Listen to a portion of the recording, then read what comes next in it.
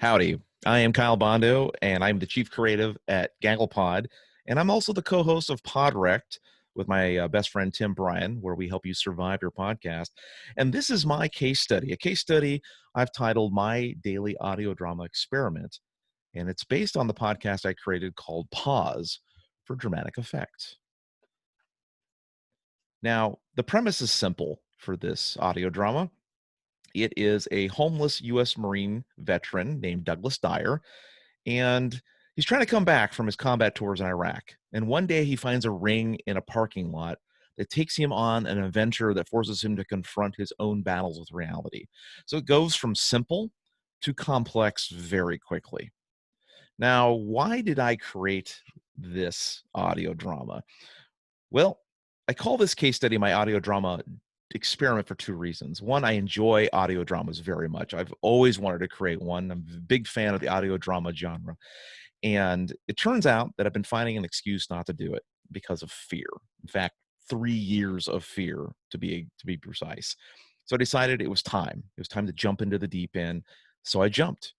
And that's when I use challenges to push myself out of my comfort zone and drive my goals. And the first challenge I used was called Inktober. Inktober is where you draw something every day for a month in October. This time instead, I decided to write a script. So I wrote a whole script for this audio drama one day at a time. And then I joined the National Podcast Post Month, or NaPodPoMo.org challenge. And this is a 30-day challenge in November where you produce a podcast episode every month for 30 days. And that's what I decided that this would be. Now, what did I end up creating? What was the result of my actions? Well, I created a military fiction fantasy podcast audio drama that had 6 cast members that were very diverse. It was 60 days of production. And I ended up creating a whole season with 18 chapters. And each episode is about 3 to 10 minutes long. And then I also created behind the scenes, because this is an experiment, I documented all the things that I did in this audio drama experiment. And there's 13 episodes of that as well. Now, marketing, I really didn't do a lot of marketing. I found out that pausefordramaticeffect.com was actually open as a domain name. Surprise, surprise. So that's why I named it this. And then I created a website. I'm a web developer from a past life, so I was able to pull that out and create that.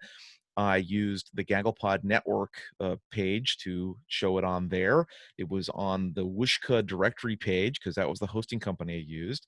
And it was also featured in the NaPodPoMo feed, which is something that anyone can sign up for. And of course, the top directories and some social stuff. So I didn't spend a lot of time doing any marketing. So what was the end result? Since all I did was, I told a few people, and what happened? Well, surprisingly, not too bad. In 9 months, I got 1,300 listens. In fact, 20 some odd people actually downloaded the entire audio drama, all episodes in one shot, which was kind of cool to see that happen every now and then. But what I learned from this is something that every audio drama maker should know right off the bat: is your first 3 episodes decide if people are in or out, and that's what you can see in these stats. Is people all checked out the trailer episodes 1 and 2 and decided not for me, and then they went on. Other people didn't; they stayed on. So that's pretty cool. And then down below are my makings of episodes, and turns out some of my makings episodes pretty popular for this genre. Now, what are the big lessons learned? The big lessons learned are pretty profound.